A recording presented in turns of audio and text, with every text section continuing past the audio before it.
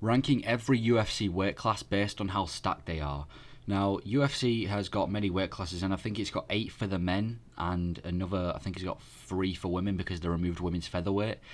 And each weight class, every weight class brings at least a couple of good fighters, but some are more stacked than others. Some have a lot more talent than others, and today we're going to be ranking UFC weight classes by how stacked they are. Starting off, last place at number 8, I'm going to go with light heavyweight. Light heavyweight's a very awkward division. It's kind of like less skilled than middleweight, but then without the power of heavyweight. Well, it still has power, don't get me wrong, but heavyweight's the division you tune in to see, someone get flatlined. You don't do that for light heavyweight.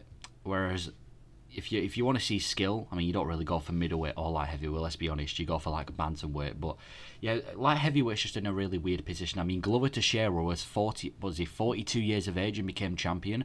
Imagine a 42-year-old was champion at bantamweight. The UFC would be corrupt. Only light heavyweight can a champion be 42 years old. And I've noticed that it's just the belt's always changing hands.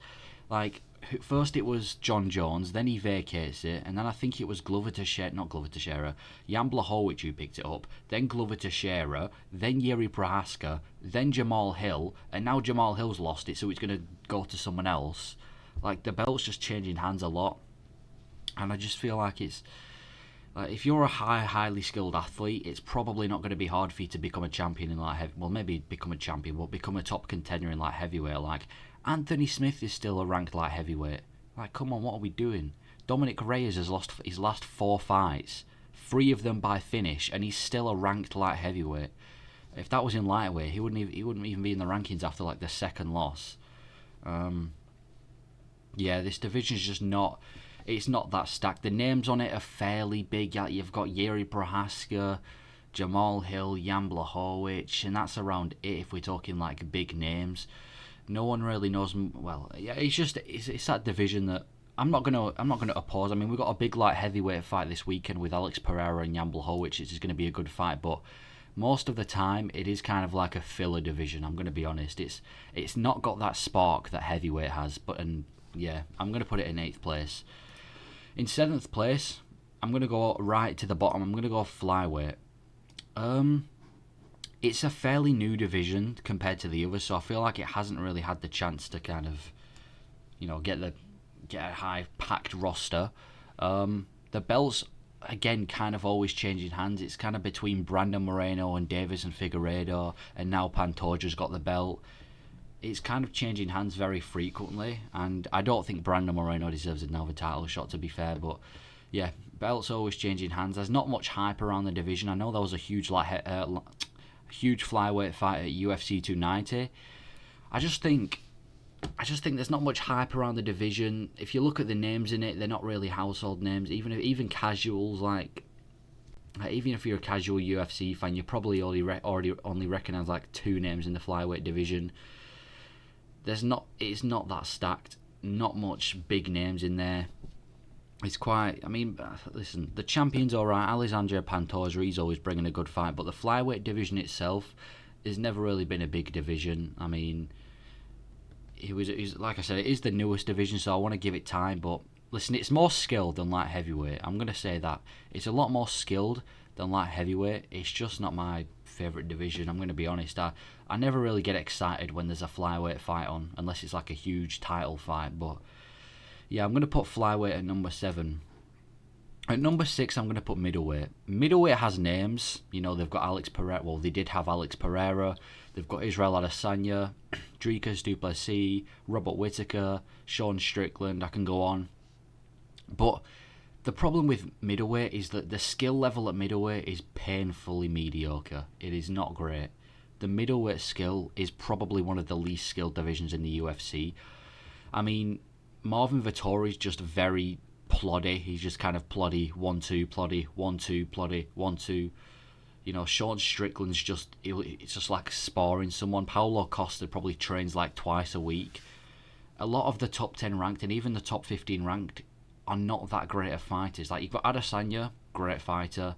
Robert Whittaker, great fighter. Dricus du Plessis, alright fighter. Jara Cannonier, probably on roids, but good fighter. But the skill level at light heavyweight is insanely low. If you're not a light heavyweight, a middleweight. If you're a ranked middleweight, if you're a middleweight fighter, it's probably not that hard to become ranked. There's not much skill in this division, to be honest, which is why Adesanya's got such an easy title run.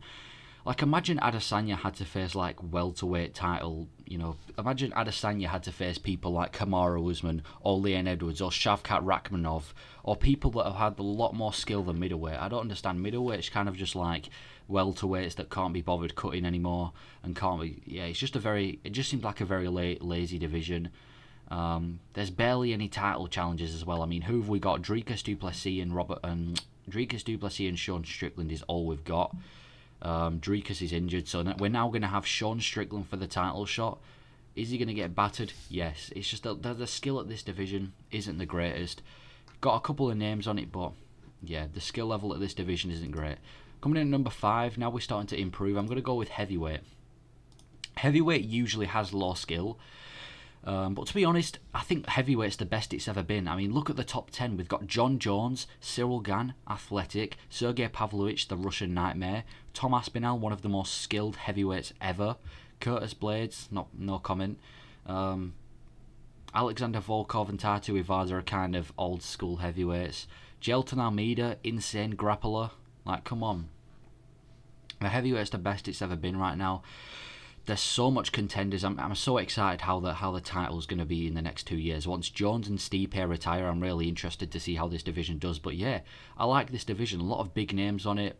A lot of finishes in heavyweight division. I mean, we got Jones finishing Gane. We had Tom Aspinall finishing Tabora. We had Pavlovich finish. What's his name? I mean Pavlovich finished Blades. Pavlovich finished Tatu Ivaza. Jelton Almeida finished Rosenstrike. The list goes on. There's so many finishes in this division.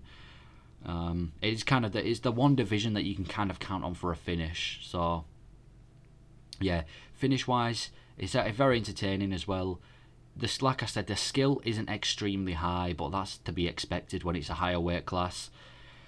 I'm very impressed with heavyweight. It's probably the best it's ever been, and I'm really enjoying it, and I'm really excited to see how the division turns out. With people like Tom Aspinall, who are extremely skilled, I really want to see how it turns out in the next couple of years. But yeah, heavyweight, I'm really happy with the division and the state it's in right now. Number 4, I'm going to go with welterweight. I feel like welterweight's kind of just I don't want to say a bad version, but a lesser version of lightweight right now. Now, welterweight does have a lot of big names, obviously Usman, Leon Edwards, Covington, Hamzat, even though he's probably going to make a move to middleweight. JDM's coming up, Ian Gary, so there's a lot of big names at welterweight, and it's very, very skilled. One of the most skilled divisions in the UFC. It is not easy to become a ranked welterweight. Look at even 14 and 15, we've got Michael Pereira, Michel Pereira, and Ian Gary, and Jack Della Maddalena. Those guys are extremely talented. Whereas if you look at like the top 15 for light heavyweight, for example, Asmak Murakamov, who is that? Dominic Reyes, when was his last win? 2019. So the skill level, I just leaked it. Skill level at welterweight is very, very high. A very competitive division as well. How many times... How easy is it to get a title shot at welterweight? Look at how Usman dominated it. And like I said, fairly dominant champs.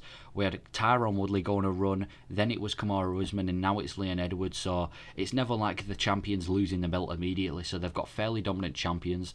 Yeah, welterweight division is good. Big names, very skilled, very competitive. You can definitely rely on welterweight. I mean, look at the top 15, like I said. They're all very, very good fighters. Maybe not Neil Magny, but they're all very talented. Then we move on to number 3, already leaked it. I'm going to go featherweight.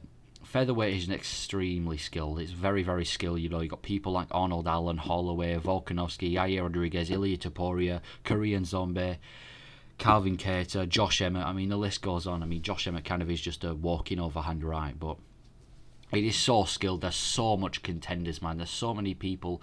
The top 10 at featherweight is so good, man. I mean, look at from 8 to 1. Look at the stackness of that from rank 8 to 1. I'm so excited how this is going to play out in the next couple of years when Volkanovski leaves featherweight. Because to be honest, Volkanovski, I mean, we've got an insane champion at featherweight as well. We've got Volkanovski, who's beaten So many people. Destroyed Yair Rodriguez, destroyed Brian Ortega, probably going to destroy Ilia Topuria, destroyed Holloway twice, destroyed Chang Sung Jung, beaten people like Aldo as well in the past. Volkanovski's an extremely good champion, and he's been the most dominant champion in featherweight history besides maybe Jose Aldo. Very competitive, like I said. To get in the top 10 of featherweight, you're going to have to be one of the best in the world. It's extremely difficult to be a top 10 featherweight. Like, I'm going to keep bringing up divisions like light heavyweight and flyweight. At light heavyweight, it's probably not that difficult to be a top 10 light heavyweight. You probably just have to put any effort into the sport. At featherweight, you have to put effort and be one of the best in the world to even be ranked. Another thing I've noticed, there's not much wrestlers at featherweight. I mean, let's take a look at the rankings. Volkanovski, he isn't a wrestler. Holloway's not a wrestler. Yair Rodriguez isn't. Brian Ortega isn't. Arnold Allen isn't. Ilia Topuria isn't. Josh Emmett isn't. Calvin Kattar isn't. Chang Sung Chung isn't. Giga Chikadze isn't. There's not much wrestlers in this division, which is kind of the reason we always get really fun, exciting fights. But yeah, I'm going to put featherweight number 3. Coming up number 2, I'm going to go with lightweight. Lightweight is probably the biggest division in terms of name value. I mean, obviously we've got people like Conor McGregor, Dustin Poirier, Michael Chandler, we had Khabib, Islam Makhachev. I just realised, is Conor McGregor not even ranked?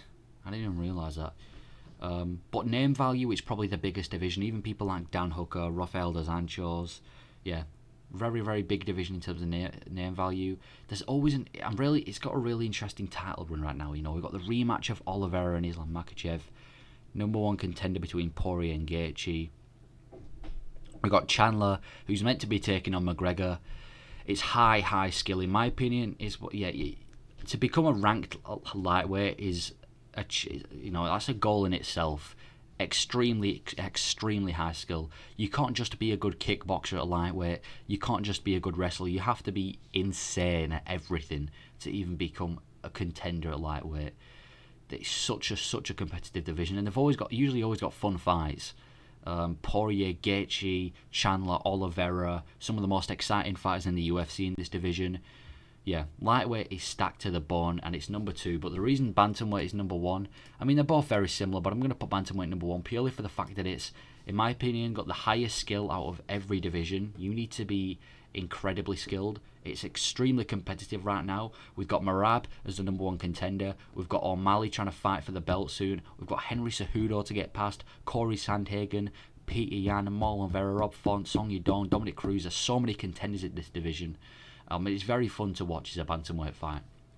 It is the most stacked division in the UFC, in my opinion. The fights are amazing. The skill is so high at bantamweight. It's very, very good. I mean, it was between this and lightweight, but I'm just going to edge it to bantamweight just because there's so many. Even Sterling, man. Sterling's improved so much. It's just such a good division. Bantamweight, one of the best in the world. Some of the best fighters in the world. Yeah, I'm going to put bantamweight. But please let me know if you agree with this list in the order that it went in. But yeah, this is how I ranked UFC weight classes by how stacked they are.